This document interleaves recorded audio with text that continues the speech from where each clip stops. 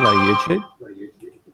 Hello YouTube, this is Dazzathecameraman, and I'm pleased to have with me the Unvarnished Truth, and we've also got Shane from Subyorn Leaf Slayer. Welcome along, guys. Good day. Hello. Hi there. Now, I think I'm still getting a little bit of echo, or was. It seems to have come right now. Just need to make sure we've got any live feeds muted in the background there. So we're going to be discussing the Sun Simulator again, and Dr. Claudia Albers, PhD, Planet X physicist, and her claims about the Sun Simulator. So we've seen some recent videos, and the Unvarnished Truth did a fantastic video a few days ago showing the image that Scott presented in his video of the Sun Simulator as seen from the International Space Station. You want to just fill us in a bit on that Unvarnished Truth? Thank you. Yeah, Dave. When that was put out there, and I watched a video, and you know how sometimes you just remember something, seen something somewhere.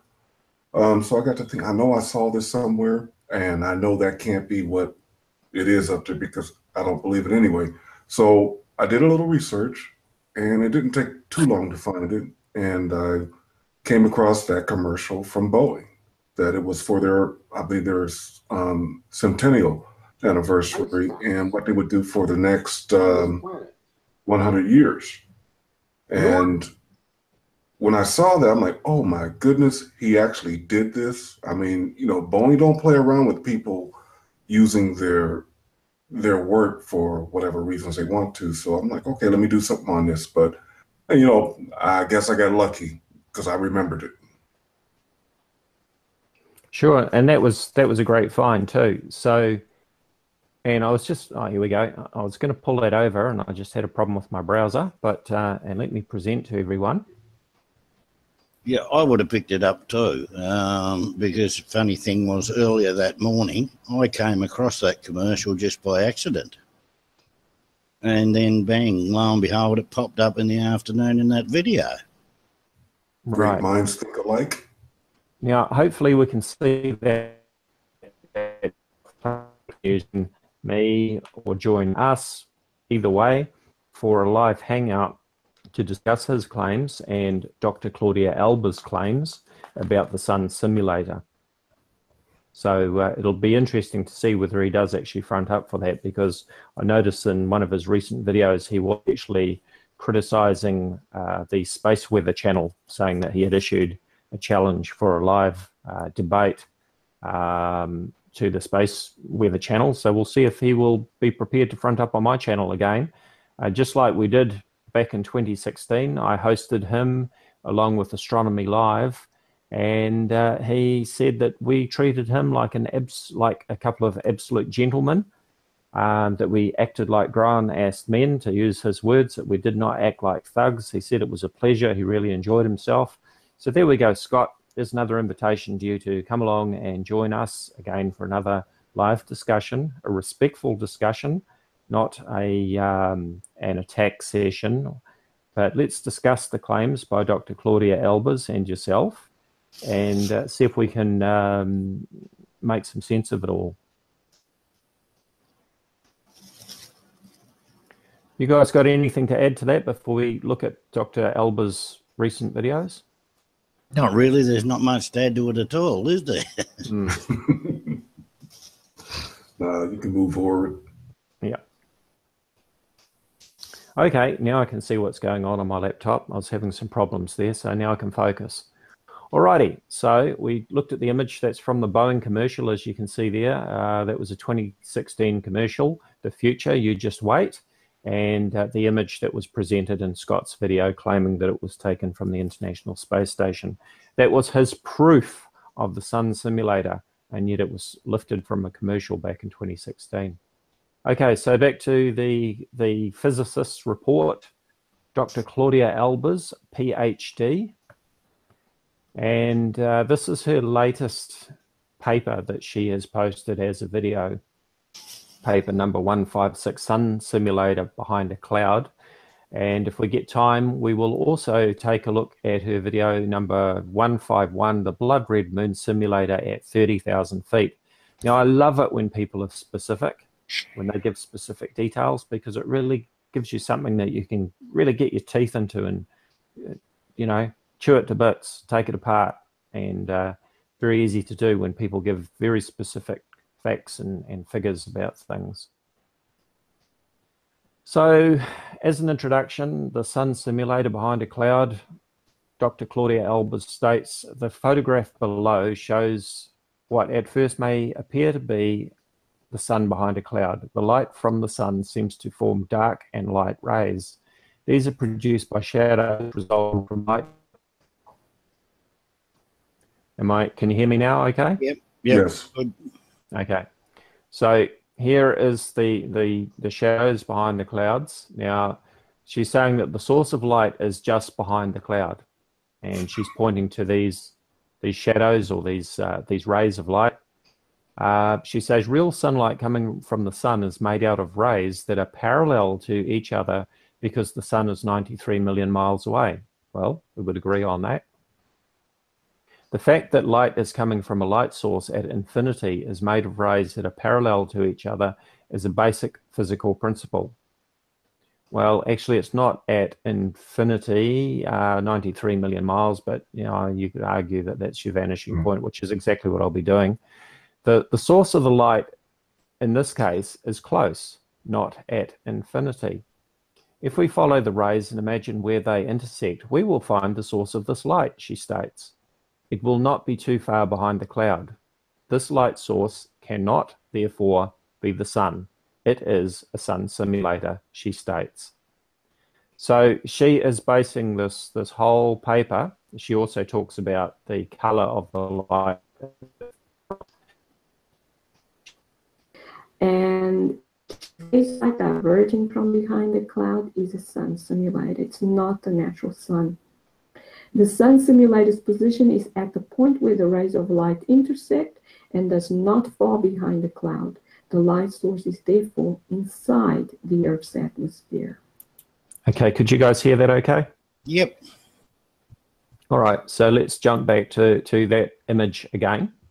So here's really basing the whole thing based on the light rays that we see coming from the central point, which she says that is just behind the clouds. Well, of course, this is some logic that the flat earthers tend to use to say that the sun is only 3,000 miles above the flat earth. They love to show photos like these with these beams or crepuscular rays. Yeah. You know, so they're God rays. God rays, yeah, God beams. Yep. Okay. So here is a good example image of buildings. We can see that the sides of the building are parallel with each other. And if these buildings were infinitely tall, then I think we would agree that the sides of the buildings will never meet the tops of the building. Would you agree? Yep. Okay. So let's put some lines in. It looks like my internet speed, my upload speed's a little bit low at the moment, so that is probably why. But I've added these lines in, sort of extending sides of the building out, and this is our vanishing point in the middle, of course. Mm-hmm. Okay, but we know that in fact the sides of the buildings would not ever meet, even if the buildings were infinitely tall. They would just go on forever and ever. Just like railway tracks. Right. Now, I might pull up some images of some railway tracks soon if I get the time. While you're pulling them up, an interesting point is this was first discovered back in the 1600s by artists, the vanishing point. Prior to that, they didn't, they just had a flat background. And it was a new revelation in art to have that perspective. Uh-huh. Okay, so let me just pull this across as well. It's a good example, I think. So lots of photos of railway tracks heading towards our vanishing point. Now, of course, we all know that railway tracks are parallel. They do not meet in the distance. They're always the same distance apart from each other, say 2 feet apart or whatever they are. And it doesn't matter whether you've got a single track or a double track. With the images with the sunbeams or the God beams, whatever you want to call them, they are actually parallel, like our railway tracks are here. But they seem to be converging because of our perspective. Mm-hmm. That's exactly what's going on there. So let's look at some more images. Again, as I say, flat earthers love to use these images to say that the sun is just above the flat earth. And they like to draw pictures on them like that to indicate where the sun is behind the clouds. But then you get into examples like this, where you've got light shining through windows or skylights in buildings. And again, these beams of light are actually parallel, but to our perspective, they don't appear to be parallel. And some more examples. Again, apparently the sun simulator is halfway down the trees in the middle of the forest in this example. The sun simulator, I would say in this case, is what, maybe about 15, 20 feet off the ground? Looks about that. Yeah. And now this one here, the sun simulator, is actually just above the tops of the trees here. Now these trees, looking at the width of the road here, these trees don't look like they're terribly high, maybe, what, 20, 30 feet, maybe? If that. And once again, all of these rays of light that we see, even though they don't appear to be in the image, are in fact actually parallel, just as these railway tracks are parallel, because they're heading towards the vanishing point. Here's one that's taken underwater, and we see the same sort of thing. More through the trees. I think we're getting a general idea here. Mm-hmm. And there's some examples here with some flat Earth memes talking about the light coming from the sun, 93 million miles away. Of course, the light is shining parallel, but from our perspective, as we see in this inset image here, these parallel rays of light, and the only reason that they're broken up into parallel rays, of course, instead of solid light, is because of the effect of the clouds and sometimes mountains and so on as well.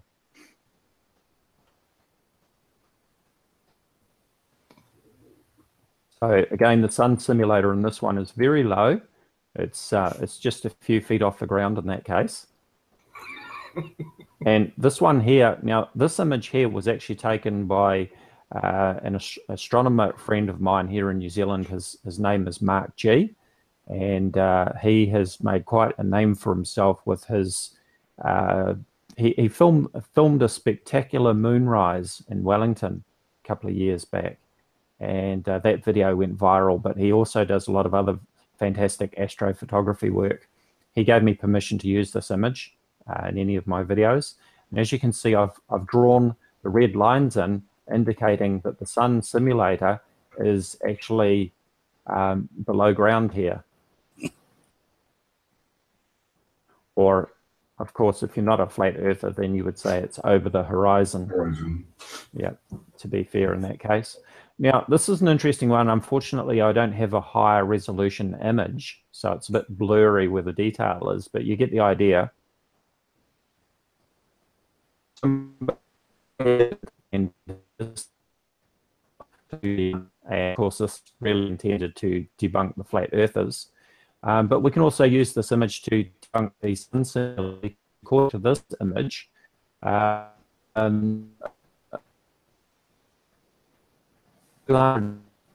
the bottom of this image. I've measured the width of the road.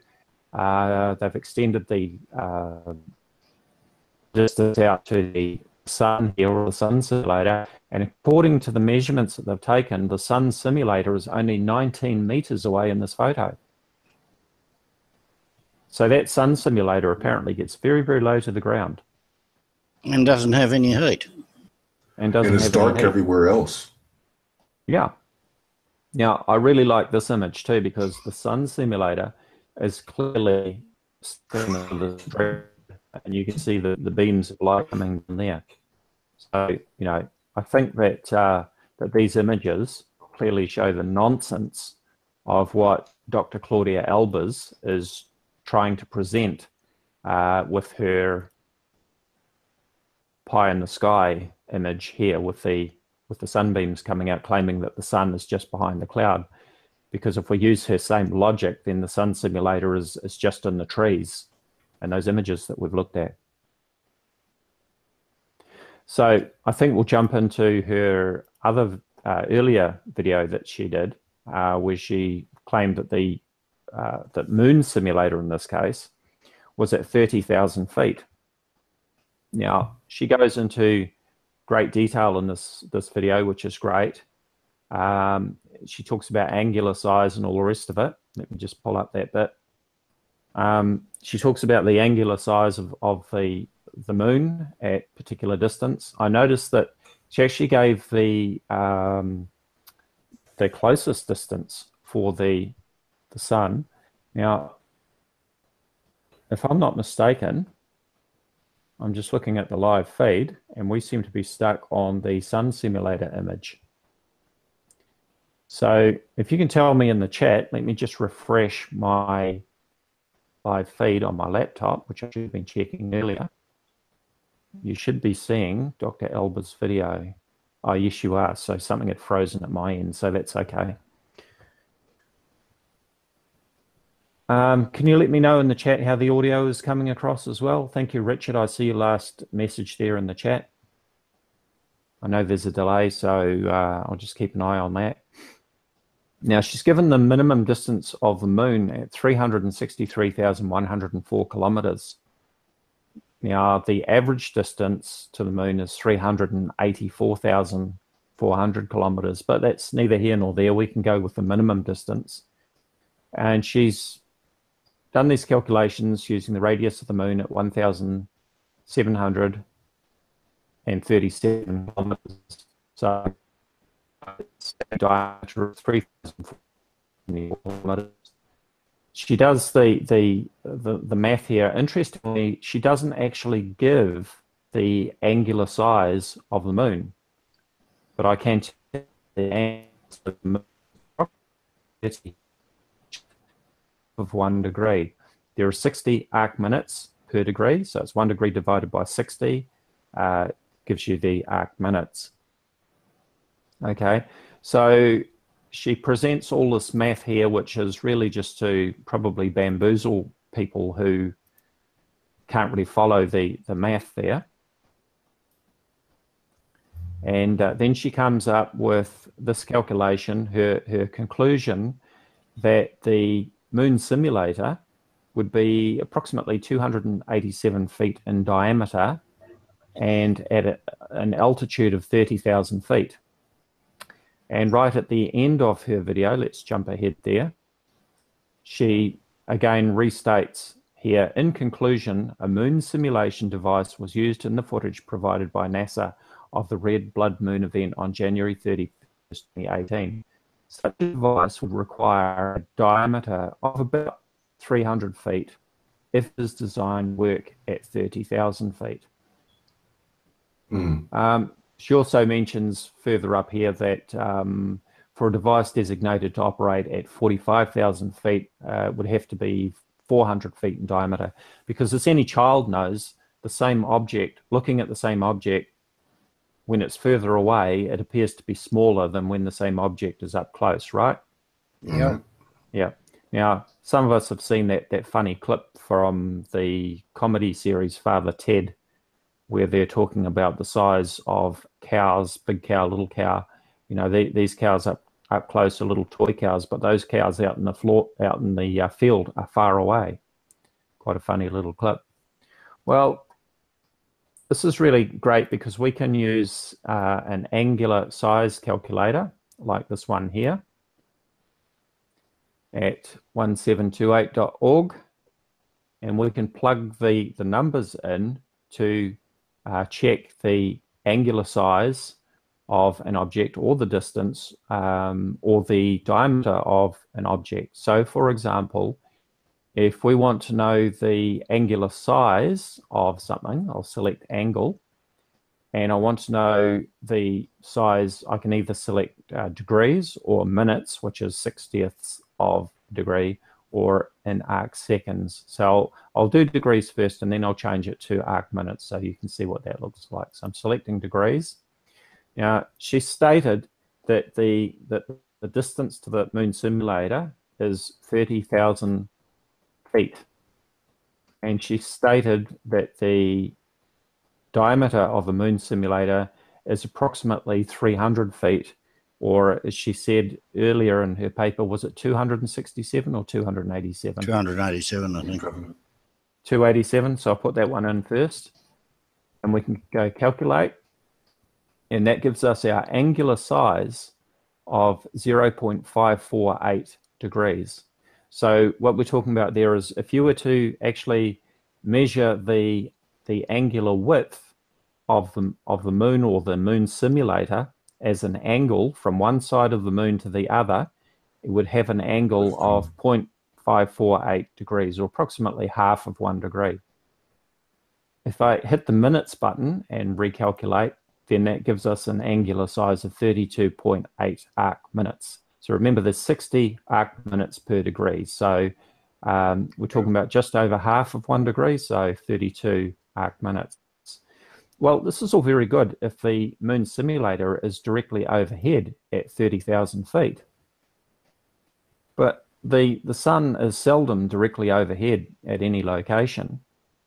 Unless you live at the equator or on the Tropic of Capricorn or the Tropic of Cancer or somewhere in between at the right time of the year and the right time of the day, then the sun will never be directly overhead.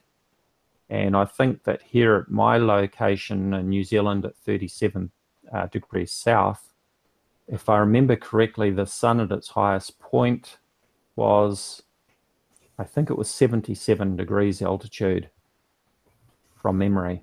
Okay.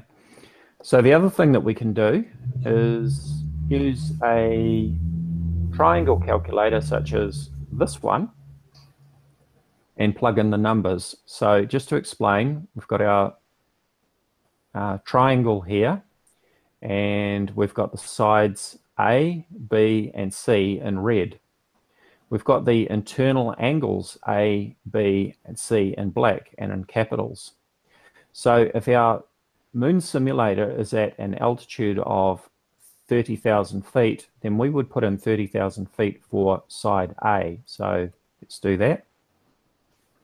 30,000 feet. And the other angle that I'm going to put in this case is 45 degrees for angle A. And let me calculate that. So if we were looking at the moon simulator or the sun simulator at an angle of 45 degrees, in other words, we're standing right here, and the moon or sun simulator is in the sky up here at a height of 30,000 feet off the ground, then our viewing angle in the sky, altitude angle, is 45 degrees. And that means that the distance on C, side C of our triangle, is then 42,400 feet. Remember, it's 30,000 feet straight up off the ground, and it would be 42,400 feet distance from our observer looking at a 45 degree angle. So let's take that figure, 42,400, and we'll plug that in instead of 30,000, 42,400, and I'll put it back on degrees and go calculate. And we now see that our moon simulator or our sun simulator has now shrunk down to less than 0.4 of 1 degree. Now remember that before it was just over 0.5 of 1 degree, but now it's actually less than 0.4 of 1 degree. And the sun, which we can measure at any time, has an angular size of approximately 31 arc minutes, or again, just over half of 1 degree. So anybody with the right setup can actually measure the angular size of the sun I've done this myself as part of my debunking of flat Earth, and the angular size of the sun remains exactly the same as, you know, from sunrise to solar noon when the sun is at its highest point through to sunset again. Now, of course, you do have to use a suitable solar filter to remove all of the glare, but it does actually remain the same.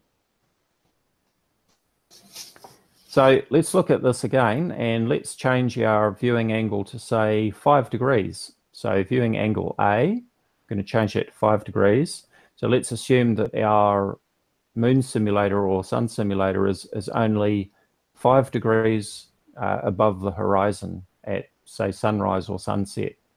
So I'll clear this. I'm going to put in 5 degrees here. I'm going to put in 30,000 here. So clear all.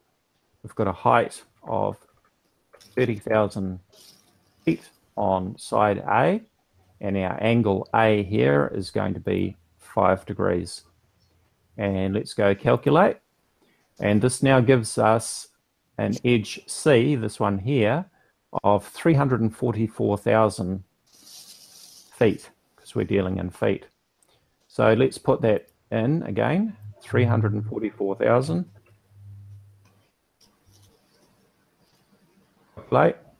And what's happened now, the size of our moon simulator or sun simulator has now shrunk down to 0.04 of a degree. So now it's actually a tiny little spot in the sky. And that, of course, is not what we see in reality. It's always harder looking at the sun, of course, because of the bright sunlight. You can't look at it directly. You need to use a suitable sun filter. But take the moon, for example. When the moon comes up over the horizon, in fact, it actually appears to be bigger, which is an illusion. It certainly does not shrink down to a tiny spot as it heads towards the horizon, which, if what Dr. Claudia Albers is claiming in her papers about a simulator only 30,000 feet above the ground, then it would actually shrink down to a tiny little spot. True. Yeah. Yeah, I've been talking on for quite a bit. You guys want to add anything there? Well, you would think that if there was something up there at 30,000 feet that pilots would notice it, wouldn't you? Yeah. I mean, just go onto flight radar anytime and look at all the air traffic in the sky. But I suppose they would argue that they're all part of the conspiracy. That's the sort of logic that the flat earthers would use too. And my biggest argument with it too, guys, is that you're not just highlighting one spot on the Earth, covering the entire daylight side. And I don't see how something that small could do that. Well, you know, according to her, she would say there are many of them, just like there are many dwarf stars in the sun's corona. Right. Well, how many suns or moons have you guys ever seen in the sky at any one time? One. One. Then again, if they had too much to drink, it might be a little bit more. Yeah. And of course, we can see from horizon to horizon. We're sort of limited by maybe trees and buildings and things like that. But you know, if you can find a good high spot, then or you know, if you're traveling across a plain, then you've got a good clear view of the sky. Now, every few months, I travel from my location here in New Zealand up to Auckland, a distance of about 200 kilometers, which would be just over 100 miles. And it's a 2-hour journey. And I travel during the day, and I can tell you that when I'm on that journey, I don't notice that the sun is moving from the northern half of my sky, which is what we see from here in the southern hemisphere, to the southern half of my sky, because remember, I'm traveling towards it. If I'm traveling north from my location and the sun is in the northern half of my sky, then I'm traveling towards it. So if I travel for a couple of hours, 200 kilometers, then I would think that the sun simulator should actually be behind me in the southern half of my sky by the time I get to my destination. I don't notice them switching out the sun simulators from one to the other. And in fact, you know, any of these all sky cameras that are often used to supposedly show Nibiru, you can see the sun crossing the sky from one horizon to the other. And on the All Sky Cam website, you've got all of these cameras all over the world, people who have these cameras, and they've linked into this website, and you will only ever see one sun. You'll see plenty of lens flares, Yes. which people claim are Nibiru, Planet X. But then, of course, good old Scotty, in one of his most recent videos, declared to the Planet X community that you will never see Nibiru, Planet X from Mother Earth. You will never see Nibiru, Planet X from the ground, thereby debunking the majority of his past videos claiming to show Nibiru, Planet X from the ground. Yes. Yeah. My whole thing with this theory is, for starters, you've got to cover the disk of the sun. Mm. And that's where you start running into troubles, because to hide the sun is a massive job. Yeah. And we don't have the technology to even do that, to attempt that. You've seen the math that's been done on it, and the only logical way would be to have something out at L1 that's like 16,000 kilometres across, and would have taken 38,000 years to build, you know? Mm-hmm. Yeah. Just ridiculous. It is quite ridiculous. And as we see, even the math that Dr. Claudia Albers, PhD, has presented in her paper completely falls apart when you start looking at the angular size of what she's suggesting compared to what we actually see in reality when we check the size of the sun. Now, anybody can go down to their local hardware store or engineering supplies store and buy a number 12 or darker. Recommend if you can get a number 14 grade replacement welder's lens. That's the insert lens that goes into a welding helmet. You can use that to view the sun directly, or you can use it with your camera to take photos of the sun. And before I acquired a proper beta solar filter, that's exactly what I used to do. I'd use a welding lens. In fact, I still use welding lenses to view the sun on some occasions. They work out quite well, and in some cases you can also see your surroundings when you're zoomed out, which can be quite helpful. But yeah, if you're using a suitable solar filter, you can actually see the actual disk of the sun. I'm not suggesting, of course, that the sun is a flat disk. I'm talking about the two-dimensional shape of it, without all of the glare. Most of what we see when we look at the sun is actually scattered sunlight, which has been scattered through the atmosphere. It's quite surprising to see how small the sun actually really appears when you remove all of that glare. And the other thing is, how do they power these things? They must be using Duracell, I think, because the number of flights you'd need to keep these things stocked with fuel, because they're going to keep falling out of orbit. Yeah. You know, in her video, there was a question by someone to her, and the question was, I'm just guessing, but probably, oh, hold on a second, wrong one. Where did she put that at? Oh, question here. Oh, yeah. Question was, please tell us how it's being held up. And her response was, that is not part of this article. This article is about the fact that the diverging light rays indicate that the light source is in the Earth's atmosphere and cannot be the real sun. So, you never get an answer from them. Any of those out there. You ask them simple questions they cannot answer. No. And that sort of actually reminds me of what some people like to say about NASA. You know, they say NASA stands for never a straight answer. Well, that sounds like a classic example of never a straight answer to me. Yeah. She came up in another video, I don't know which one it is. She answered that it was a gravimetric drive that was having them up there. A gravimetric drive. Well, look that up on Google. Well, that's the thing with science fiction, you just sort of make it up as you go along. Yeah. And that's pretty much what they're doing, making it Yeah.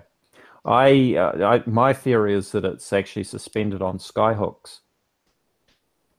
I reckon it's the one that the Nazis built during World War II that they were going to use as a weapon. Yeah. And someone's rediscovered it and just started operating it. Right. I think it's Q, that omnipresent guy that's on Star Trek. I think that she also suggested that it was suspended below the International Space Station in one video. Is that correct? They've claimed there was one on the International Space Station. Right. And I think we'd notice a sunrise and a sunset every, 92 minutes? That's right, because the International Space Station takes 92 minutes to orbit the Earth. And it's traveling at just under 28,000 kilometers an hour. It takes around about 10 or 12 minutes to cross your sky. Yeah, it's 11 point something. I worked it out. Yeah. So from horizon to horizon, if it's going straight overhead, it takes approximately 12 minutes to go from horizon to horizon. Has anyone noticed the sun actually crossing the sky at that speed anytime recently? Not recently. Nope, No. Not at all. Last time I checked, the sun in my sky moves about 15 degrees per hour, which happens to match the time that it would take the Earth rotating once every 24 hours to rotate, because you take 360 degrees in a circle, you divide it by 24 hours, and you get the answer of 15 degrees per hour. So, yeah. My other one with this too is with the size. If they're talking about 300 feet, the ISS is about the same size, and that doesn't eclipse the sun as it orbits. So I can't see how anything of this size is going to actually block out the sun. No, good point. Yep. And the International Space Station, I've actually filmed the International Space Station transiting across in front of the sun, and it is tiny, even on a good close pass where it's, fairly high in the sky, which means it's even closer. It's at an altitude of about 250 miles or 400 kilometers. And even at a fairly close distance pass, it's actually quite small against the sun. Yeah, and I think some folks... Go ahead. Go ahead, Dave. No, I was going to say, I think even a few other folks have caught the ISS transiting the moon. Yeah, they sure have. And when you look at it, it's so small, so it can't be. I mean, 300 feet? No. Well, sorry. Go ahead. No, I'm just saying that, 300 feet, it's only going to shine on if there was such a thing to begin with. It can't cover half of the Earth, can't cover a portion of the Earth. But unfortunately, people just believe what they want to believe. And I don't think you can change those minds. Some you can, some you can't. But I think it's just a travesty what some of these folks are doing out there. And that's why I'm trying to do what I can do. Yeah, well, and my other that I like to come up with is, if you say 300 feet, that's about the size of a soccer field. Have you ever tried looking at a soccer field 250 miles away? Yeah. And again, we can use the angular size calculator to work out just how big or small that would be. The limit of human vision is about 1 arc minute, so that's 1/60th of 1 degree.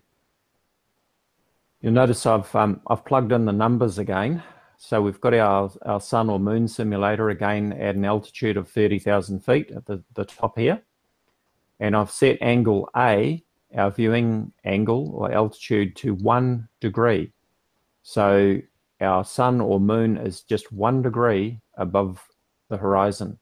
And we see that our edge C, this side here, is now 1,720,000 feet.